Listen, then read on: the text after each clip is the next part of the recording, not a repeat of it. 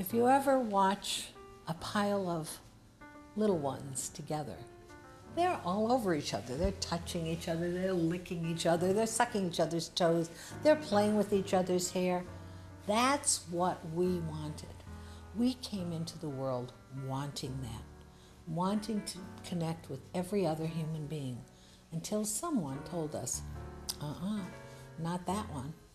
In terms of thinking about race and racism, when I came to the United States, that wasn't on my radar, you know, in terms of, well, am I going to receive this different? The only time you really think about it... But you knew that it was here, didn't you? I knew it was here, but you just don't think about it until you actually experience it. And I said, of course you do. It's a visual. Of course you notice it. The question is whether or not you bring to that observation all of the baggage that this country has loaded race with. A mom I was talking to who was white, and she has biracial children, said that because of the neighborhood she lives in, when she went to the grocery store, an African-American lady was singing Jungle Fever, you know, to her. And she said, you know, this is the, you know, we're so past that. I continue to have friends and continue to feel a part of the Jewish community, absolutely. Continue to feel part of the African-American community. But, you know, racism still exists, anti-Semitism still exists.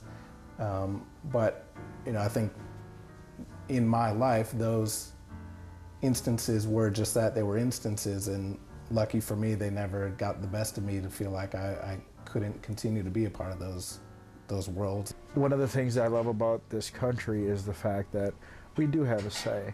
We do have a voice. Right or wrong, we have the right to have our opinions.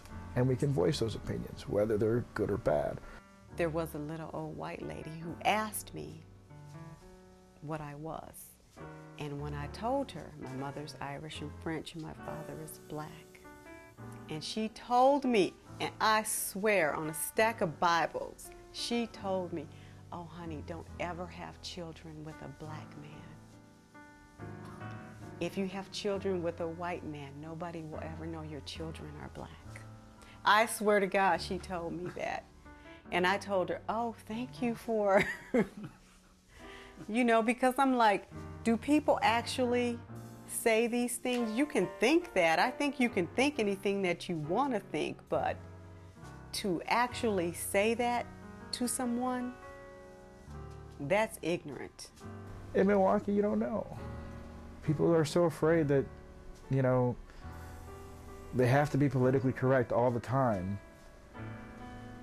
And you think that they're friends, and it's happened through my life where you think you're friends, and I have friends since, you know, from high school that we were friends through thick and thin, and then, oh my God, you have a white girlfriend. Well, we can deal with that. Oh my God, you're having a child with this white person. Well, we don't agree with that. That inbreeding stuff we can't deal with. You know, now you're no longer friends. And I had to pry it out of them to find out why we weren't friends anymore. You know, so they seem to understand and they seem to be okay with it, but when it comes down to it, you don't know. And that bothers me. You know, it's a problem. When we lived in Chicago, in the area that we lived in, you could find any combination of families and couples, any race, religion, people just coming together and forming these quote-unquote new families. It was very, very common. When we came up here, we found that not only was it not as common, but it was more of a subject of discussion with people. People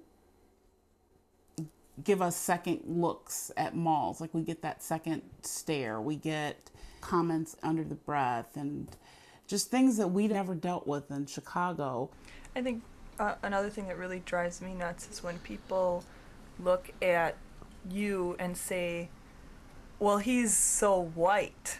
Yeah. Because of the way he acts, because of being educated, because of being articulate. Why are those white traits? Right. They're not. I got that a lot. People say that. It drives me crazy. I got that a lot. I don't get it as much because I've been very deliberate when people say it to not laugh it off, to not, okay, that's funny. But I've been told you're the whitest black guy I've ever met.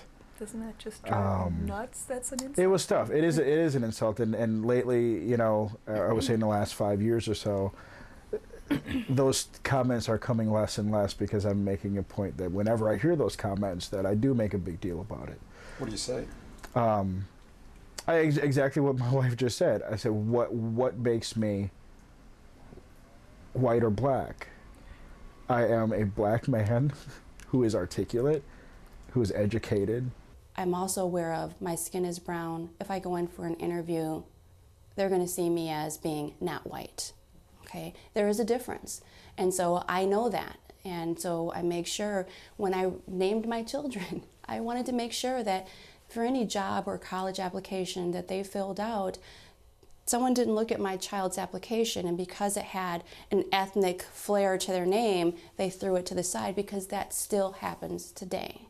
It's gonna keep happening because there are people out there that are still very prejudiced. Jody Alexander experienced racism on her job. She thought she was hired to be an assistant manager because of her skills. She found out otherwise from her boss. What she told me was, the only reason why you got this job is because you were light-skinned and you could articulate. And I'm like, what? I thought I got the job because of my background. And when she said that, I was so insulted, it made me sick to my stomach. She says, why do you think you deserve everything that I get? Because I do everything that you do. I'm the assistant manager, and if I need time off, I should be able to get it. I shouldn't have to, you know, jump through hoops for it. And so I got my stuff and I left. And she told me, if you leave, you will not have a job. And I'm like, this is not the kind of atmosphere I want to work in. So I went home, and I was engaged at the time, and I was so sick to my stomach because nothing like that had ever happened to me before. When my fiance got home, he found me on the bathroom floor. I had thrown up, I had a migraine headache, I was so sick. And he's like, well, what's the matter with you? Do I need to take you to the hospital? And so I told him, and he said, that's racism. I said, is that what that is? And so we got a lawyer, and we filed a lawsuit, and I won, and it was, but I would have never known to do that. I just would have been out of a job. Not everybody is a racist. Not everybody, you know, people who aren't comfortable with other people are usually that way because they're not around those people. I remembered this morning a conversation I had with the parent of one of my son's friends, where today she will make a comment of, oh, well, you know, half of you know, it likes this. It's cold weather, so, you know, half of you likes cold weather, that kind of thing. And then it's comments like that, and I just kind of think, it still bothers me to this day, and I'll say something about it. Oh, you know, I'm just kidding. I'm just playing around with you. But it still bothers me to this day. I think that any time that anybody feels marginalized, it's a hurtful situation. One way that I've dealt with whatever has happened in terms of feeling marginalized in whatever community is I've become somebody who's really skilled in organizing around these issues. So instead of feeling bad about how the Jewish community isn't doing diversity work, I've gotten a lot of training in diversity work, and now I'm creating diversity initiatives for Jewish organizations.